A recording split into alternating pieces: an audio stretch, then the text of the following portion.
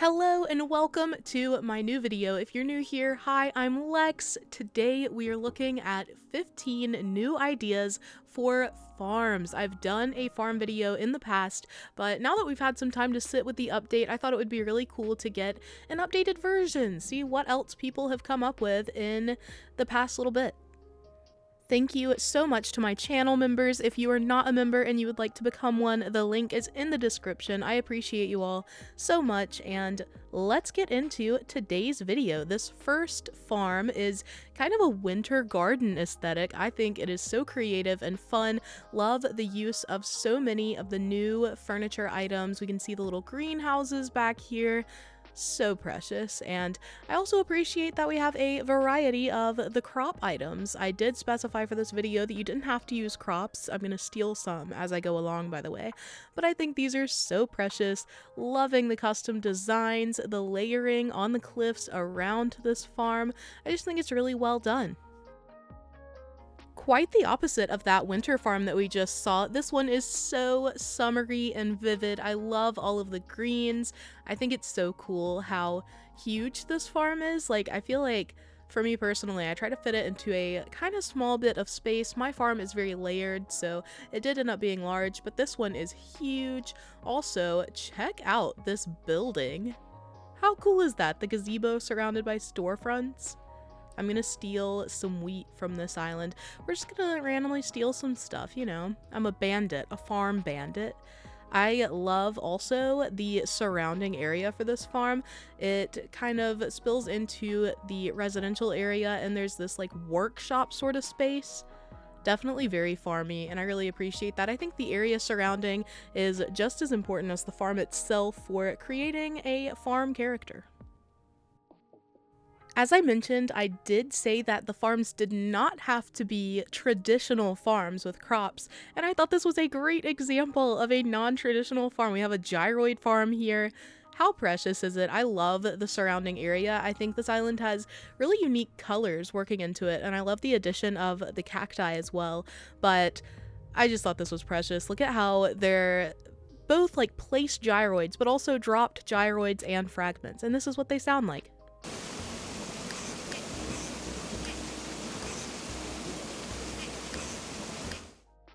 This next farm is super creative. We see a lot of elements of farms before the update, although this creator did also incorporate some crops into their farming area, as you can see here with the tomatoes. I just thought it was cool to see some of the older ways of making farms. We have this little like wheat field made out of weeds. We have the purple hyacinths that could be lavender. We have mum cushions standing in for like cauliflower. I just think it was really cool and a flashback to the past. You could also jump across some of the waterscaping, and one of the houses had a little pumpkin patch with carrots. I'd never have thought to combine the pumpkins and carrots, but they look so good together. It was absolutely precious. Moving into the non-traditional, this island had a really cool sort of ornament garden. This is very Christmassy. Of course, it's set in winter. That's very fitting for the theme of this garden slash farm.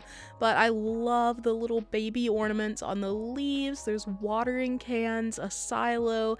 It's like a mix of your, you know, classic farm details, but also this really unique focus for the farm, which is ornaments, including some of the new items like that tower back there and the giant ornament ball. I was really impressed by this. I think it's super unique, and we love to see that. Speaking of unique, this island's farm kind of worked into their lore. If you go to the very back of the farm here, there's a shrine for this island's deity. I thought that was, again, just super creative, and I did ring the bell for good health just to be safe. I love that this creator has incorporated some irrigation by doing, you know, straight lines of water alongside the crops.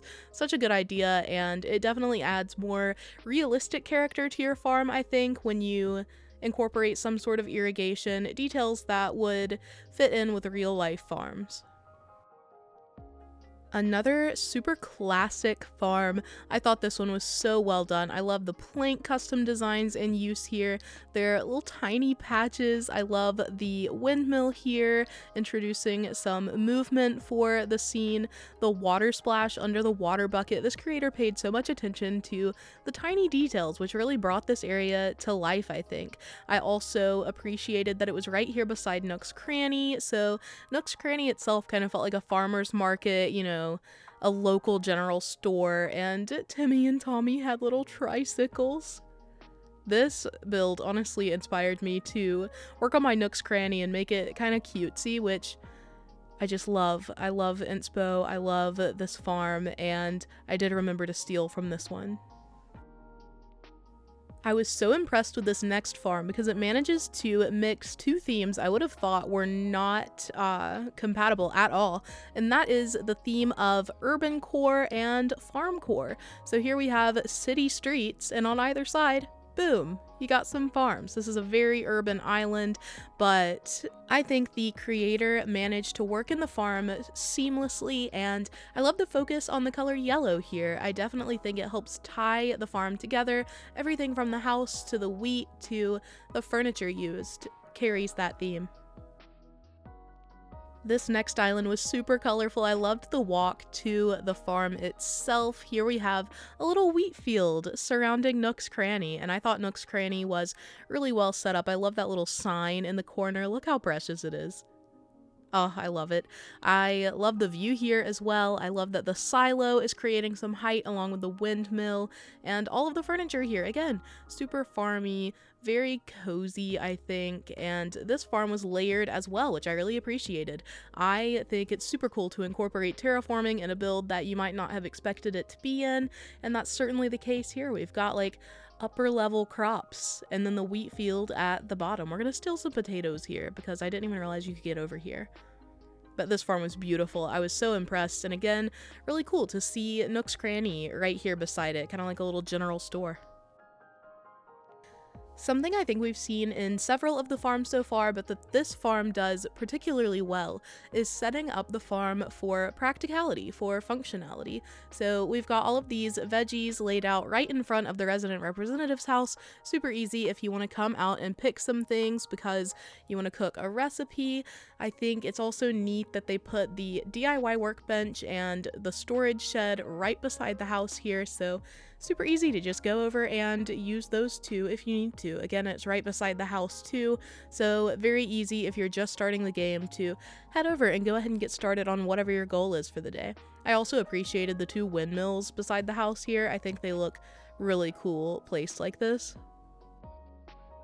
Something a little different, Isle 7 Crossing, a fellow YouTuber, submitted this Happy Home Paradise build for Poppy. This is a farm, and how cute is it? We've got this gazebo and storefront building again, which is just genius. I love that build, but I think all of the details here are precious. We've got this market sign that I think is super aesthetic, and the little bottles of milk on the barrel. How cute are those? The outside is super impressive, but the interior actually also contributes to this farm. So inside is a general farm supply store, and I just can't fathom this. Like, I am not super good at decorating interiors. Like, I can do an average job, but this, the amount of detail, the fact that ducks are here as chickens inside, the bunnies in the cage, this is just beyond creative, and I thought all of the details were immaculate. It felt so real. This feels like a general farm store. I can't get over it. It's great.